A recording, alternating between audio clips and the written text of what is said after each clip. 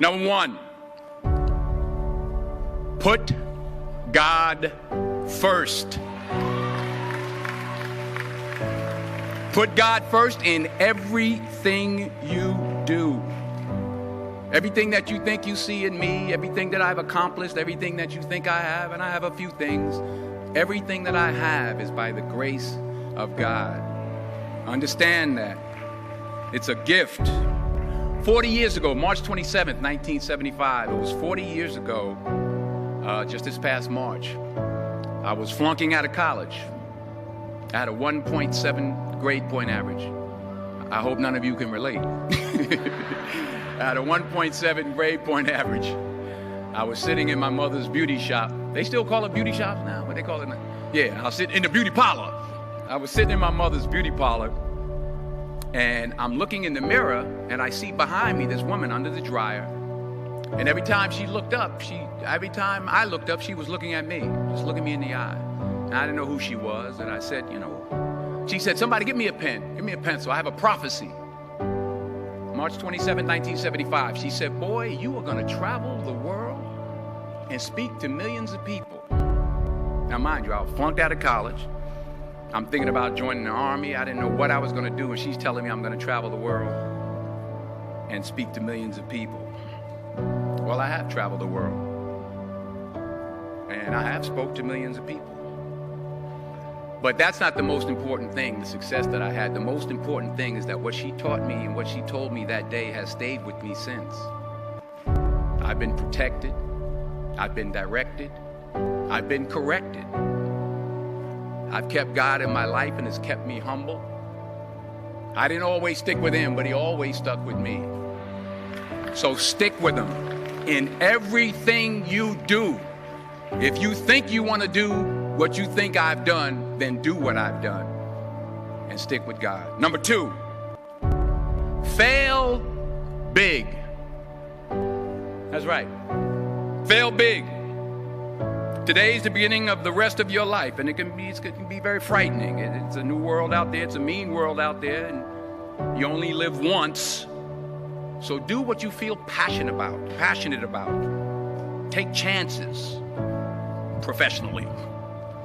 Don't be afraid to fail. There's an old IQ test, was 9 dots, and you had to draw 5 lines with a pencil within these 9 dots without lifting the pencil.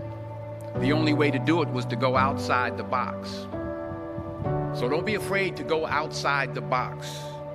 Don't be afraid to think outside the box. Don't be afraid to fail big, to dream big. But remember, dreams without goals are just dreams, and they ultimately fuel disappointment.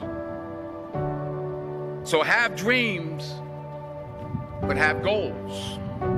Life goals, yearly goals, monthly goals, daily goals. I try to give myself a goal every day. Sometimes it's just to not curse somebody out. Simple goals, but have goals. And understand that to achieve these goals, you must apply discipline and consistency. In order to achieve your goals, you must apply discipline, which you've already done, and consistency every day, not just on Tuesday and miss a few days. You have to work at it every day. You have to plan every day. You've heard the saying, we don't plan to fail, we fail to plan. Hard work works. Working really hard is what successful people do. And in this text, tweet, twerk world that you've grown up in, remember, just because you're doing a lot more doesn't mean you're getting a lot more done. Remember that. Just because you're doing a lot more doesn't mean you're getting a lot more done. Don't confuse movement with progress. My mother told me, she said, yeah, because you can run in place all the time and never get anywhere.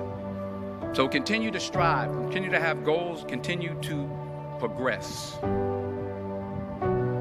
Number 3, you'll never see a U-Haul behind a hearse. I'll say it again.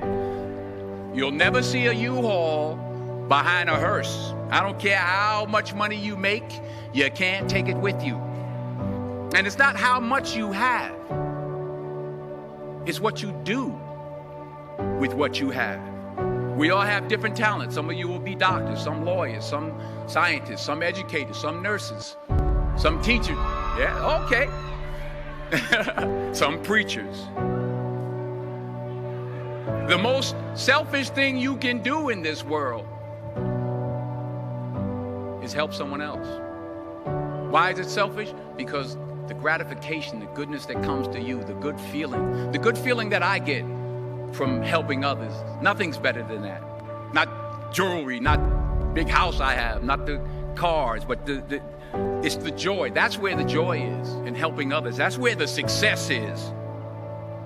Finally, I pray that you put your slippers way under the bed tonight, so that when you wake up in the morning, you have to get on your knees to reach them. And while you're down there, say thank you for grace. Thank you for mercy. Thank you for understanding. Thank you for wisdom. Thank you for parents. Thank you for love. Thank you for kindness. Thank you for humility. Thank you for peace. Thank you for prosperity. Say thank you in advance for what's already yours. That's how I live my life. That's why I am. One of the reasons why I am today. Say thank you in advance for what is already yours. True desire in the heart for anything good is God's proof to you, sent beforehand to indicate that it's yours already. I'll say it again. True desire in the heart, that itch that you have, whatever it is you want to do, that thing that you want to do to help others and to grow and to make money, that desire, that itch, that's God's proof to you, sent beforehand already to indicate that it's yours. And anything you want good, you can have. So claim it. Work hard to get it. When you get it, reach back. Pull someone else up. Each one, teach one. Don't just aspire to make a living.